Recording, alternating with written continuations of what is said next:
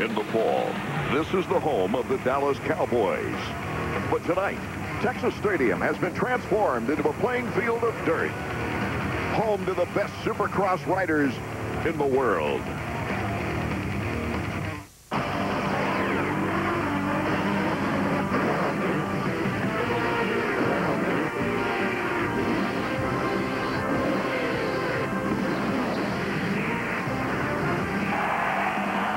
Fans are ready here in Texas Stadium. Hello, everyone. This is Art Ekman welcoming you to the 14th round of EA Sports Supercross presented by Speed Stick. Ricky Carmichael came back for an incredible run to second place from near last, giving him a 24-point lead in the 250 race. Let's go down to David Combs. Well, Dallas marks the 14th round of the EA Sports Supercross Series, which means there's just 3 races left before someone's crowned champion. As it stands, Carmichael's got that 24-point lead over David Vuillemin, which coincidentally is the amount of points Vuillemin probably gave away when he decided not to ride the Daytona Supercross. Is the championship over for the Cobra? Not yet. Remember, Ricky Carmichael also came back from the 24-point deficit when he crashed down the opener. The difference is Carmichael had a whole series to do it. David Vuillemin's got just 3 races. He wants this title. He better start winning right now here in Dallas. Art?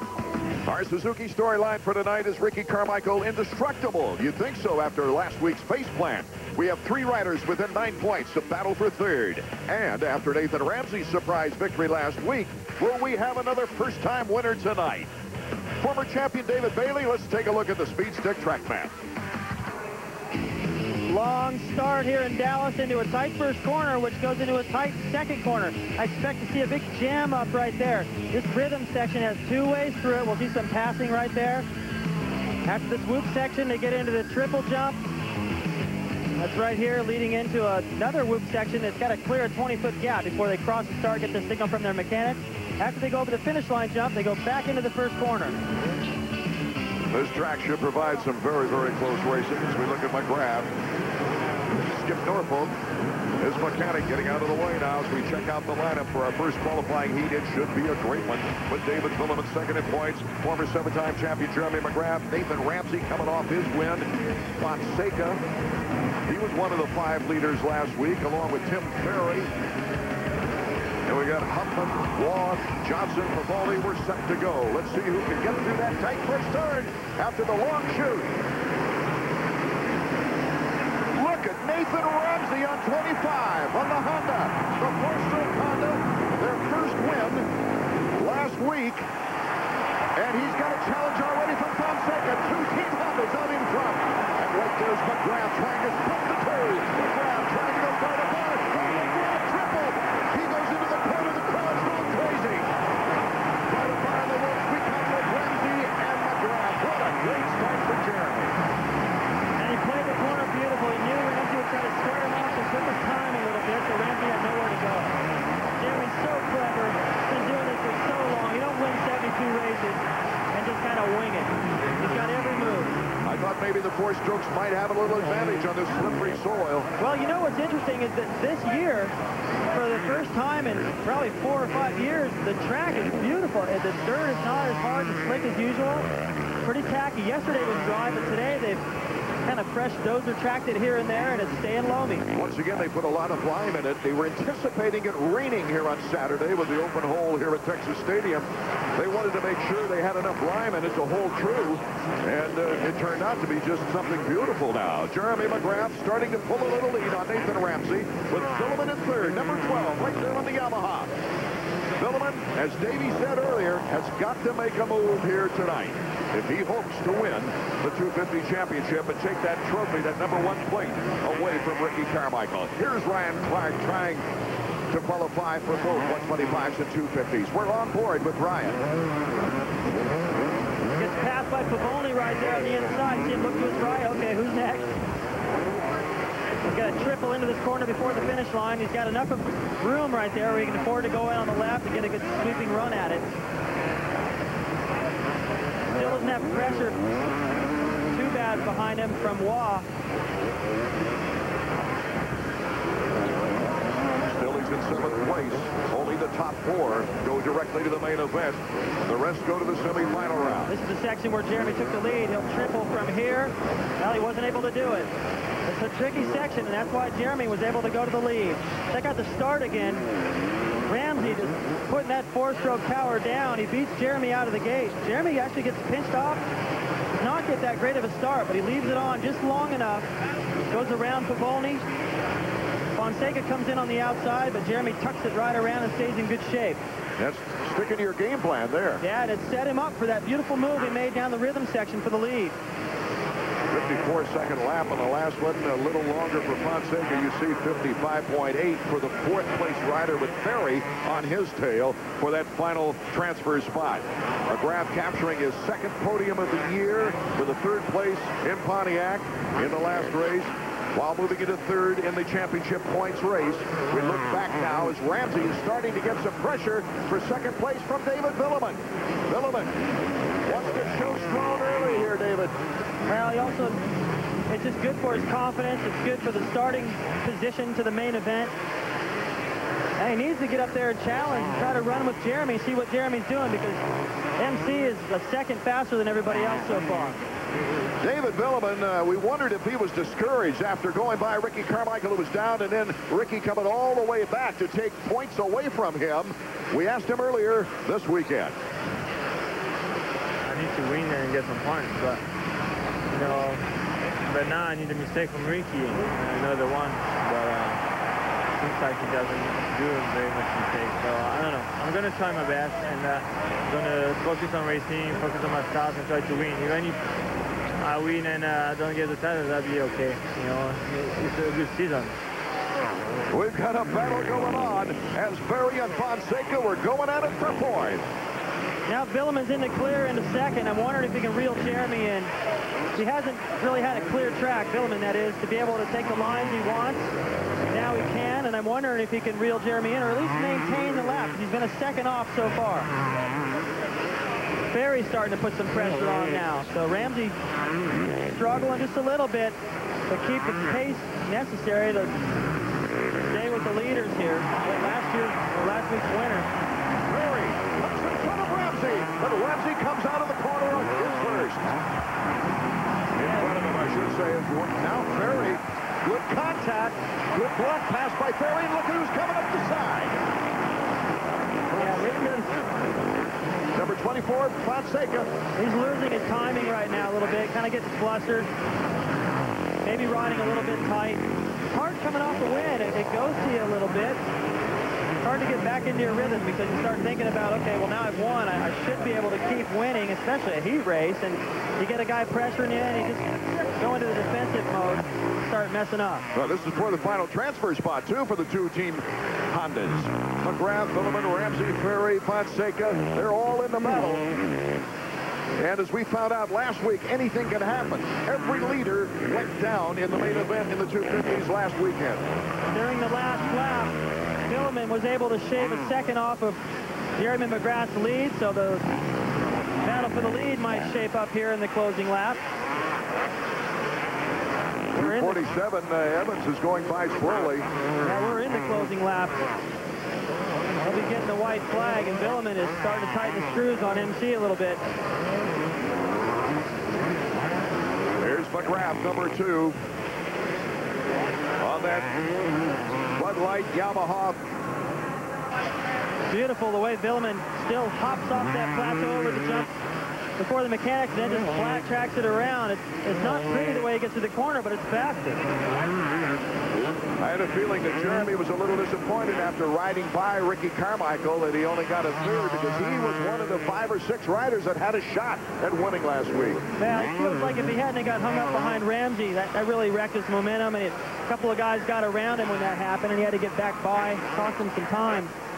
But you know what? He really feels like in one of these last 3 races he can win. And he needs to, because Jeff Ward won a Supercross every year, at least one, for 10 years. Jeremy, if he can do it this year, that'll be 9. It'll set him up to be able to tie that record next year. And he's running out of chances. He's holding his gap pretty good over Vuillemin right now. I think David just kind of went, I'm not going to push it any harder. On the final lap, but the real battle is for 4th.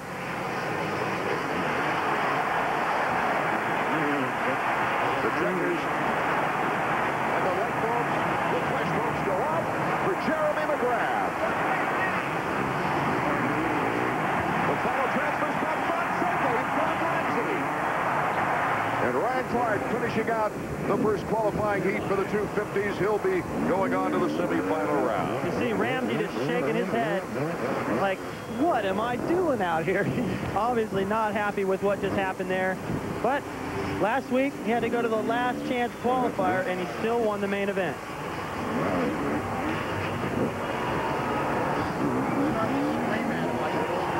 There's our winner in the Honda results page. He'll be on top as Jeremy McGrath picks off his second qualifying heat win in the last 3 races. He's averaged a 4th place finish over the last 7 races. McGrath, Vuillemin, Ferry, Fonseca going directly to the main event with some high-powered riders, including Ramsey, having to go to the semifinal round. On board with Clark when we leave you from Texas Stadium. We'll be right back, though.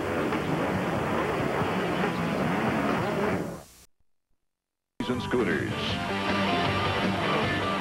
Well, the weather cleared here in Dallas, Texas for a great pit party. Fun for all out of the pits. They're inside the stadium right now awaiting our second qualifying heat, and this ought to be a doozy. I'm telling you, we've got a great lineup as we check out the bikes. Carmichael, Lusk, Roncada, the 2 top privateers, Way and Voss, Louis Tortelli, and Chad Reed. It will be very interesting in this race. Maybe it'll give us some indication, David, as to how Chad will do on the 250s. Well, I asked him how he expected to do, and I don't want to make him sound cocky, but he wants to win the race. He's not out here to just do well or just have some fun on a 250. There's Ricky Carmichael. Carmichael coming all the way back from near last, 2nd place, and picking up 4 more points on David Vuillemin as we check out the helmet cam there with Roncada. There's the guy with the 32nd board way down there. Just went sideways. We're set to go for our second qualifying heat of 250s. Watch out for the king. Can they beat McGrath's time? Tortelli to the inside, gets the whole shot, number 13 on the Yamaha. But right there is Ezra Lusk, number 11. This has been a good place for Ezra. He's done well in this building. He looked good all weekend. He makes a mistake right there on that rhythm section, and there goes Nick Way. Ricky Carmichael is behind the 2 privateers. He's got Voss, number 41, right in front of him. Looks for the block pass. Still Voss and Carmichael battling it out in 4th. Carmichael moves up to 4th. Look out for the number 4 machine. He's got Tortelli in 1st, Lusk in 2nd, and Way in 3rd. You know what I see brewing here, Art, is a Lusk-Carmichael battle. Just like we saw in the main event last year. This Roncada, not a good start, but great pictures for us. He came in hard on Carmichael there. No contact, though. Picks up that spot past Keith Voss. Look at this rhythm section, right behind Nick Way and Carmichael. Tortelli looking very steady out front, too, David. Did a different triple through that rhythm right there, but he's still on their tail, so not that much difference. It's taken a while for Stephane Roncada to recover from flu-like symptoms of bronchitis. He's just now getting his strength back, and he's battling with Way. Just shoots right by him as we go with that helmet cam. Ricky Carmichael in front of him. That's what it looks like for most of the guys on the circuit. The back end of Ricky Carmichael. Even if they pass him early in the race, sprawled out all over the ground, they still, somewhere during the race, most of these guys anyway, see the back of Ricky. And that battle I talked about is shaping up. They got it going right now. It's not for the lead, but I got a feeling it will be before this is over, because Tortelli has not been 100% through this entire series. And there they go. Reed is in 7th. Tortelli, West, going at it for a while. Carmichael, he's waiting for opportunity there in 3rd. Tortelli has never won a heat race for qualifying this year. Now, he's so fast, obviously. Look at this. And he's holding these guys off. Quick, smooth, great Supercross technique and all that, but he just had a hard time staying there. Carmichael, a good ball pass and a real smooth move on Ezra Lusk.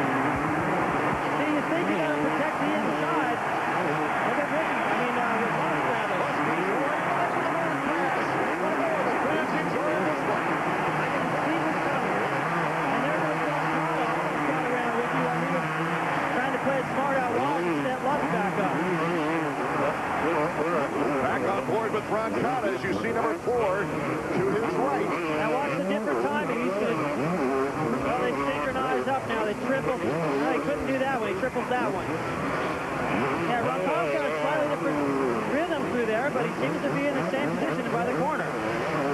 Both Lusk and Carmichael are pulling up on I should say, Tortelli, and it's going to be very, very close for the top 3 spots.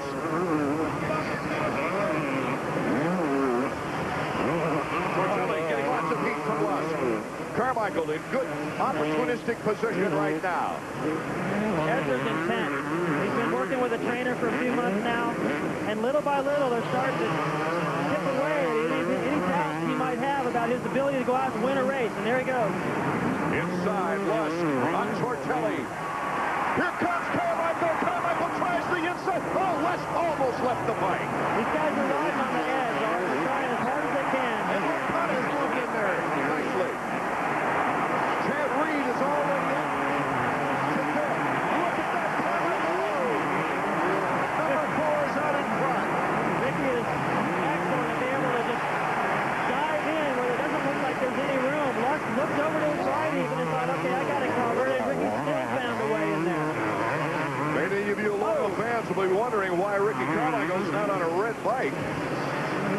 Well, it's because of the movie premiere they're advertising at Universal Studios. I'm not sure he was really fond of changing colors. He's pretty superstitious, David. Well, he's changed his gear from practice to now. He's still got the usual orange stuff. He's got a big scorpion up there, a logo on his chest. Let's go to Davey. Jeremy, way to come out firing here in Dallas. I know you love this place. You always get amped up for it. That had to feel good. Oh, yeah, that was a great race for us. You know, that Bud Light Yamaha was working really well, and within second behind Nathan there, I figured I might have a little work to do, and he kind of made a mistake the first lap and went right in the lead, and it's a pretty simple race. You're going to stick around, watch Carmichael in the second heat? Yeah, I'm going to for sure stick around. This track is really slick tonight. You know, you got to be cautious, and, you know, it's going to be as short a lap times as it is. It's going to be a long race. Good luck in the main event. Thanks a lot. Carmichael now starting to pull the lead. But a good battle in back as we take a look at Roncada, who's coming up on Ezra Lusk. Lusk in second, Roncada third. I thought that it was just going to be a Carmichael-Lusk runaway, but Roncada has actually caught these guys. So he is riding well, right on the back wheel of Lusk. Ricky's starting to get away. You can see him down the straightaway quite a bit. But behind us right now, Chad Reed is gaining time. And Chad Reed, moving in front of Tortelli, has moved into fourth. So he's moved into the qualifying spot directly to the main event, number 103 on the Yamaha. That was beautiful. As soon as we went to Reed around that right-hand corner into the whoops, perfect form. The first Australian to win a U.S. Supercross Championship. He won it this year, the 125 East. The battle for second is on. You can see in that last shot how close Reed's getting to the battle for second. White flag. Reed's not going to have time to catch him, but he might be the fastest rider on the track, other than Ricky, who just turned a 53. Reed is a 54 low. He's reeling these guys in right now. So final lap in our second qualifier is about what we expected. A pretty good battle for the qualifying spots. These guys don't have a fast enough rhythm down the straightaways. Lusk needs to jump into that corner, and Roncada's got to turn it up and triple twice through that rhythm section if they want to in-shot at Carmichael. There's Ricky. Chad Reed with the yellow dash alongside his name. That means he's in that final qualifying spot. And these are riders up in the top left that are going on to the semifinal round.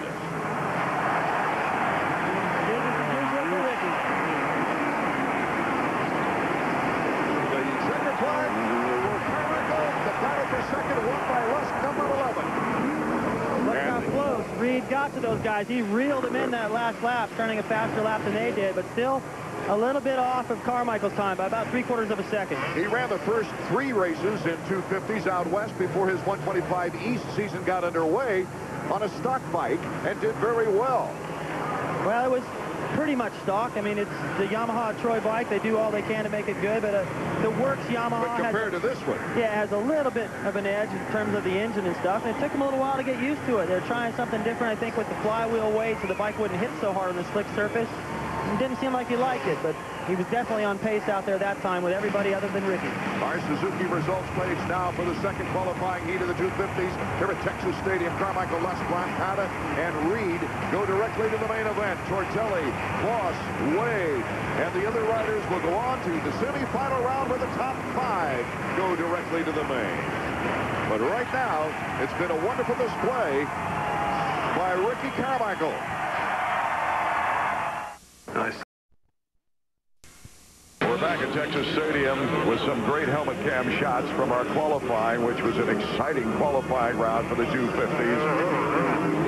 We're on Stephane Roncada's helmet cam as he had a good battle with Ezra Lusk for that third place spot in the second qualifier. Don't forget the Las Vegas finals coming up on May 4th, and you can see it right in the comfort of your own home. Live pay-per-view every lap of every race. The 125 shootout, it should be a classic there in that final round. Our deckman David Vuillemin, we've just seen some outstanding 250 qualifying action where Jeremy McGrath brought the crowd alive. Well, he didn't get the best start, Art. That's what was amazing, but it was the McGrath of old. He's looked great all weekend here. Shot right into the lead for the rhythm section and checked out. He didn't have the fastest lap. Vuillemin actually had that, but Jeremy did have the faster heat. In the second qualifying heat, Ricky Carmichael took away with it, but Chad Reed, he looked good. He's living up to his potential as a 250 rider. Absolutely. Well, in that heat, Carmichael didn't get a great start either, and it took him longer to work his way to the lead. Great battle with Ezra Lusk. I thought that would develop, but Carmichael got around him and checked out, and then Reed was the guy on the move. So what we're seeing here is a lot of guys that can run about the same pace. We might see what we saw last weekend yet. That'd be great. Our Davey Combs is with RC. RC, I know you were having trouble with this track earlier today, but man, it sure looks like you got it wired now. Yeah, it's going good, Davey. The Honda's working awesome. I got a bad start. You know, I kind of was late off the gate, but I'm going to try to change that around for the main event and try to make matters a little better for me. You know, I don't like coming from behind like that. It makes it tough, and I was just trying to have patience. That's what I didn't have last weekend, and it cost me. Good luck out there. Thanks. The debate between two-stroke and four-stroke engines has been a hot topic in the motorcycle industry. Environmentally, the four-stroke burns cleaner than its counterpart. Yamaha is one of the innovators in four-stroke technology. This year, Team Yamaha consists of David Vuillemin on a two-stroke and Tim Ferry on a four-stroke. The power is a lot smoother. I mean, on the four-stroke, it's, you know, power stroke is every fourth stroke, as opposed to a two-stroke of every other stroke. For me, the advantage was starts. You know, the four strokes, you can usually start up a gear. You know, you can start in third pretty much all the time on a four-stroke. The two-stroke has maybe a little bit better throttle response for some of those obstacles where they jump on, jump off, maybe a little more difficult on a four-stroke. One plus that I do have with the four-stroke, lately I've been just nailing my start, so you have that extra power, and you know, the thing doesn't wheelie quite as much as a two-stroke, so it's definitely an advantage there. The disadvantage may be throttle response, and you know, a lot of people may say weight, but actually in these modern-day four-strokes, there is almost the same weight as a two-stroke. So really, they're very, very similar. One big difference between the two engines is the sound. The two-stroke engine sounds like the normal high-pitched motorcycle engine, while the four-stroke engine emits a much lower, throatier sound. You really need to ride a two-stroke with finesse.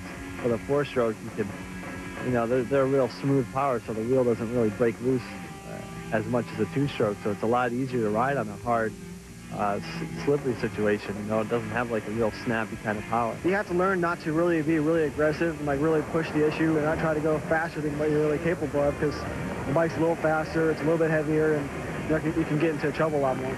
I think one day there is a possibility we could see all four strokes in motocross and supercross, but maybe not for some time. Jeremy McGrath, Ricky Carmichael, going through the rigors of qualifying. More action coming up from Texas Stadium.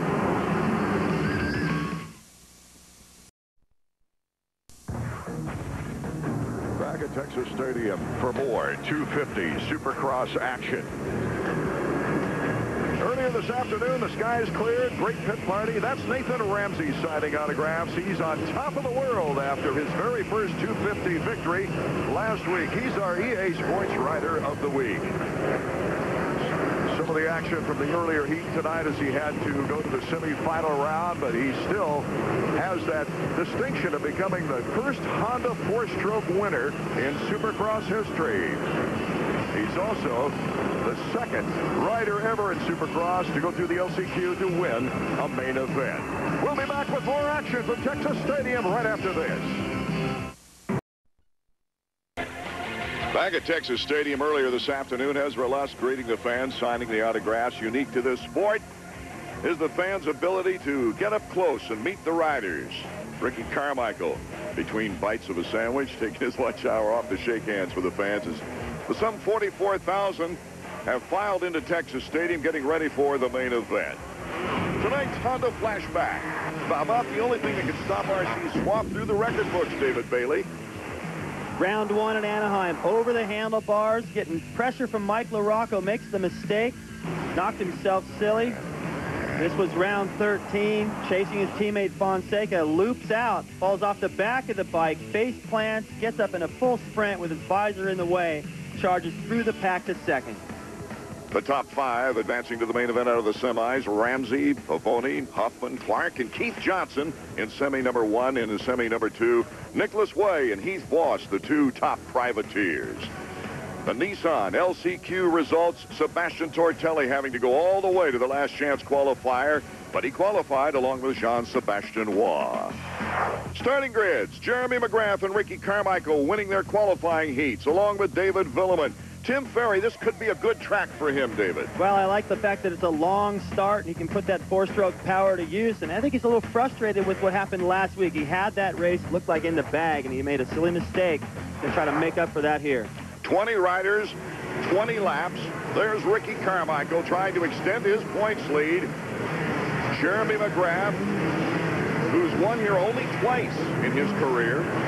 Good surface for Jeremy, though. It takes so much finesse with the throttle. This is Roncada's view all the way down to the starting, the first corner. You see the 32nd board way down there. He's only got one rider to his inside. You see the camera on top of his helmet right there. Roncada is capable of giving us some great shots from up front. It's get nervous time now for the 250 riders. An essential race for David Vuillemin if he wants to get back into the championship chase before this season ends. See Chad Reed, number 103, right between McGrath and Carmichael.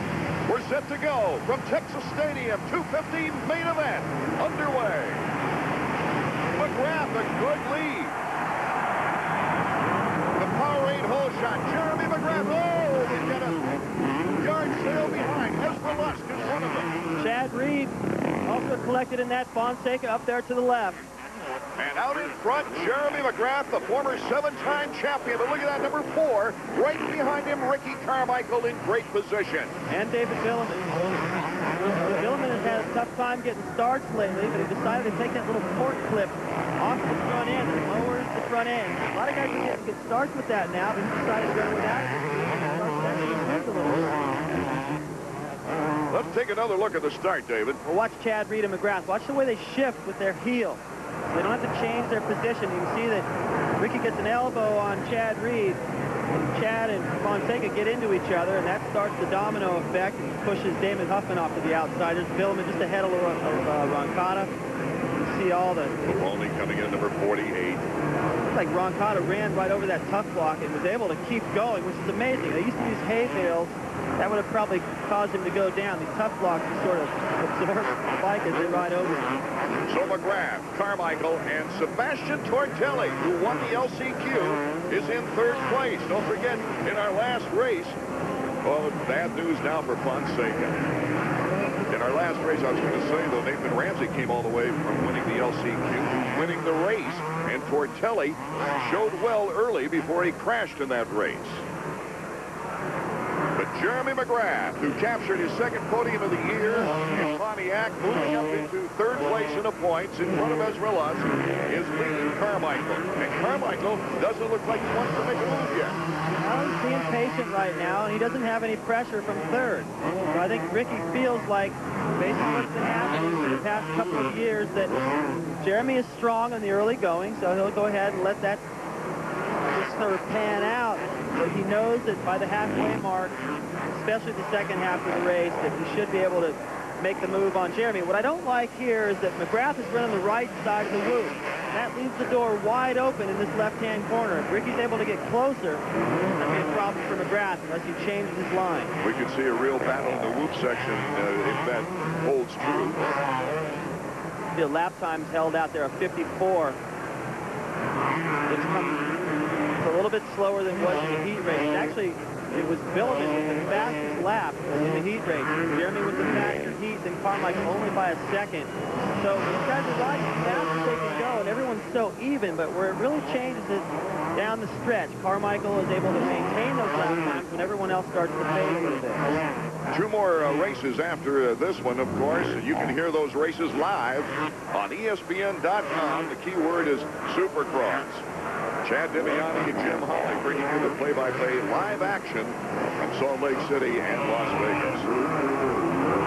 And right now we've got the battle going on as Roncada trying to pull up closer to Vuillemin. Here comes Ricky Carmichael making the pass on Jeremy McGrath. He made it look easy. It was right where I was concerned about Jeremy's line. And he didn't change it. He could tell that Ricky was coming out to the inside. He tried to move over a little bit, but it was too late. You leave the door even a crack open, Carmichael will ride in there and make you pay. Let's take another look. See Carmichael, he comes in on the inside. He kind of locks it up, gets into the corner to make sure that Jeremy couldn't get back underneath him. And then he jumped up on top of that plateau and back off of it. Get a little gap on Jeremy so he couldn't have a chance to get back at him through those switchbacks near the mechanics. Now the key to this race is can Jeremy apply the pressure back on RC with David Vuillemin in third. You know, there's a chance that Jeremy just decided, you know what, I'm comfortable with the right side of these whoops. I know Ricky might get me there, and if he does, so be it. I don't want to deal with that pressure. Still early in the race. They got a pretty good gap on Vuillemin, who's moved into third now. And learn a little bit from Ricky. Apply the pressure back on him. It doesn't usually work. Once you give Ricky that lead, he will not give it up. He's only done that once this year, and it was to Vuillemin right there, who's running third. He's starting to pick up a little ground now. I don't know why he's looking back. Vuillemin looking back to Sebastien Tortelli, who's right behind him. Vuillemin with the opportunity to get in the points race. Last week, it was staring him right in the face after a mid-pack start. He went down and lost that opportunity.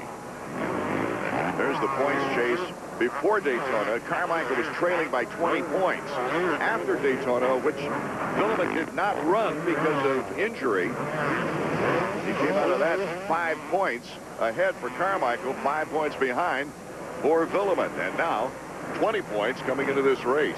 Yeah, he stretched it from 5 to 24 since Daytona, which leads you to believe that even if Vuillemin had ridden Daytona, these guys would be neck and neck going down to the finish. And Vuillemin, another beautiful line. And I think that recovering the inside is going to work right there after the mechanics, but that outside line gives Vuillemin the inside of the next corner.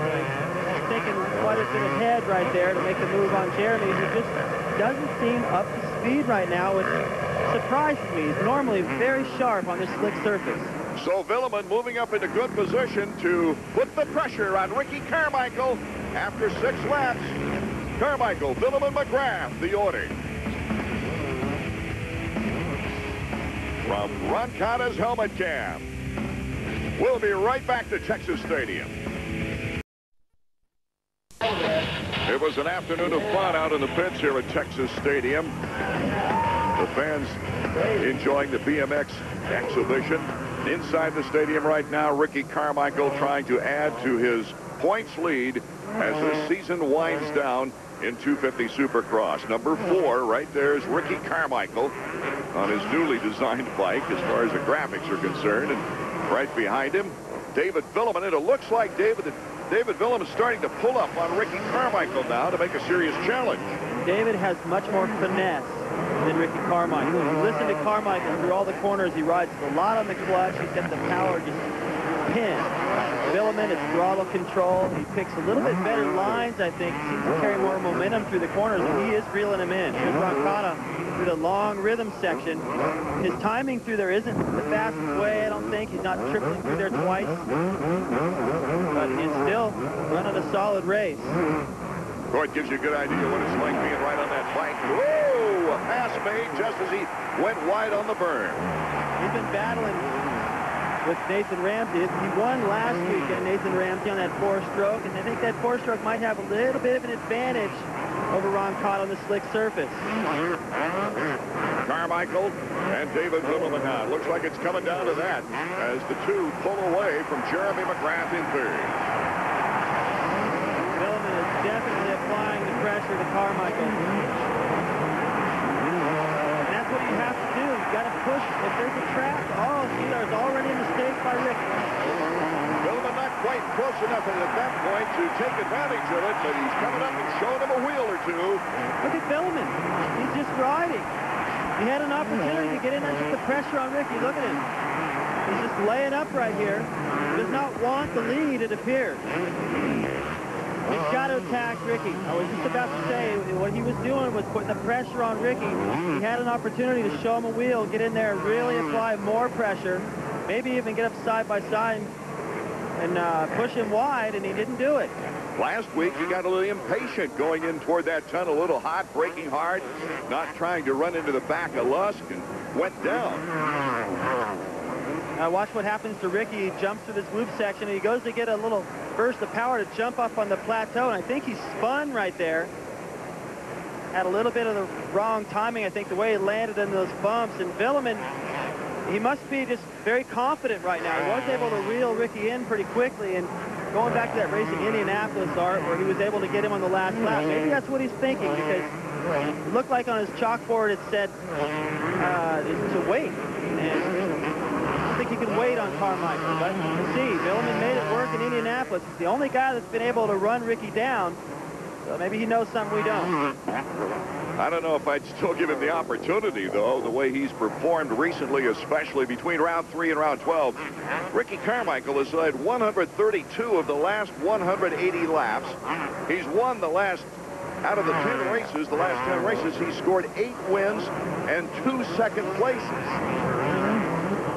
As Vuillemin tries to chase him down, check out the intervals on the Honda stopwatch here. On the last lap, you see Carmichael starting to edge away, David. Well, I think he realized that Vuillemin's tactic is that he doesn't want to lead the race. Carmichael's like, okay, it's a lot more pressure to be out front, but if he's not going to get around me, then I'm going to make him pay. I'm going to put in the fastest laps I can and try to break his spirit. It's really RC's championship to lose. Davey Combs. Well, we got Chad Reed on the sidelines here. Chad, what happened? Just got in the side straight. I was right beside Ricky, and Ricky needs to win. He was pretty desperate going into that corner, and he just ran me straight in, and I come together with Lusk and just snowballed from there. And I'm really bummed. I was looking forward to this race. Thanks, Chad. Chad Reed already wrapping up his 125 East Championship. Of course, has the 125 shootout in Las Vegas. Pay-per-view May 4th coming up. Don't miss it. But he's really disappointed now because he's looking forward to next year's 250 action, and this kind of set the stage for him. Well, he was fast enough. Probably battled Jeremy there, who started to slide back. See him entering the corner these guys just came out of, but these guys have really turned it up. Carmichael is pushing the pace so hard, trying to check out from Vuillemin and just force him to give up. Ricky Carmichael drawing a pretty good lead on David Vuillemin right now. Let's go down trackside to Davey Combs. We've been watching Craig Montgomery, that's David Vuillemin's mechanics board. Before he said wait, and now he's writing make moves, so keep an eye out. If Vuillemin's strategy was to hang back, his strategy is now to go for it. Well, I understood him waiting a little bit because he didn't want to give Ricky Carmichael a chance to retaliate. But you know what? That's just, you've got to attack Ricky. You've got to force him to ride even more on the edge than he does already. Vuillemin just doesn't trust his fitness enough. He's not tough enough mentally to battle with Carmichael when it counts. Ricky Carmichael looking good. What makes him so effective? Well, we asked some of his competitors that question. This is what they told us before the race. lands off the triples and stuff like that, and he gasses it really hard to the corner.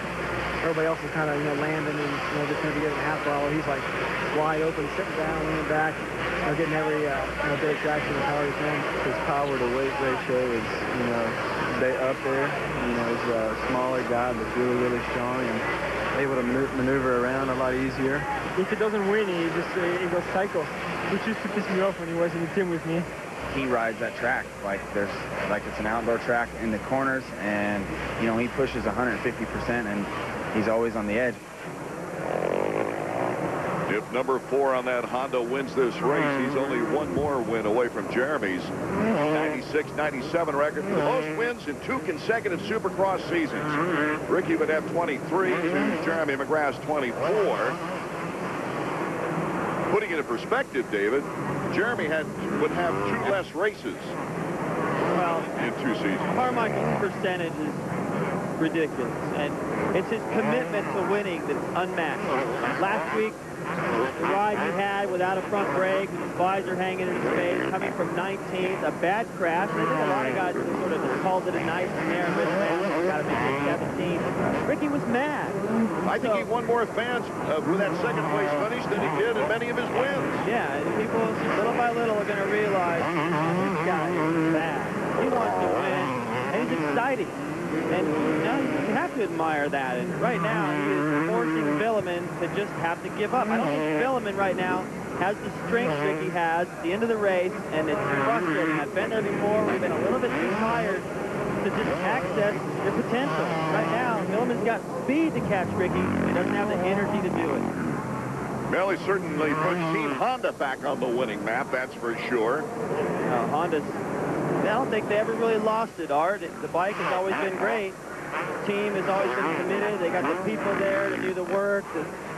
But when they lost Jeremy back in '96, they had a hard time replacing commitment to winning until they found this kid. And you know what? When you look at Ramsey and Fonseca, and even Tortelli was running up front here for a little bit, those guys are all going faster because Carmichael is over there kind of setting the pace. High tide floats all the ships, and the entire Honda team is riding a lot better than they have in the past. That's it. They've had 3 different winners this year. RC, Ramsey, of course, and don't forget LaRocco. Yeah, I was so happy to see him get that win in Anaheim. Stephane Roncada is battling behind Ramsey. But they're pretty good ride. Didn't really get the start he needed to get up front. Have a shot at the podium, which he's been on a couple times this year. Jumps that little triple into the finish. That's pretty technical. See over the finish line jump, going wide to get the run off that berm. This is slippery right here, just like ice. This is the first turn. A little bit of that chalk line left over from the whole shot. On that Chevy truck's Kawasaki, you see just the front fender. This is a tough straightaway through here. He needs the triple right there, I think. It would be faster, but he's doing the route that I think he feels a lot more comfortable with. It's not that much slower. He's much more comfortable. So, and you know what really wears on you is not so much the beating that it looks like they're taking through those whoops, but just going through this over and over and over, and the slight mistake you might make, like Ricky's foot slipping off his head right there, could really cost you. You could go down. So it's having to be precise for so long. It takes so much concentration. That's the hardest part. Ricky pretty much in cruise control now, leading by some 3 seconds on the final lap here at Texas Stadium. This was a physical race, Art, and big mental boost, I think, for Ricky to be able to hold Vuillemin off. I mean, at one point, it looked like Ricky was like, okay, this guy's catching me. He's probably going to get me. I'm going to have to work back around him. Vuillemin didn't want it. All through this section right here, he just sort of laid up, and Ricky was forced to stay out front and have to beat him mentally. Look at that. He's happy about the fact he was able to hold him off. I think he had to reach back and give it everything he got, even though Vuillemin didn't make the rush. The checkers for Ricky Carmichael, his 9th win on the season, his 24th career victory. Jeremy McGrath in 3rd to round out the podium. We'll be right back.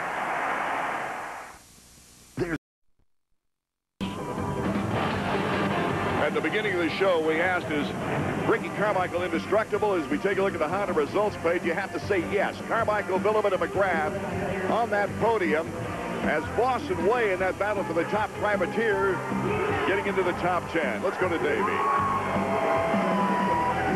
Ricky rode a brilliant race out there. In the middle, it looked like Vuillemin was starting to catch you, and you hunkered down, you pulled away. I tell you, Davey, I didn't want to have a repeat of Indy. You know, that made me a little upset. You know, I'm supposed to be in shape, and I showed him this weekend. You know, he was closing up on me. I might not have been the fastest, but I was definitely the guy in shape tonight.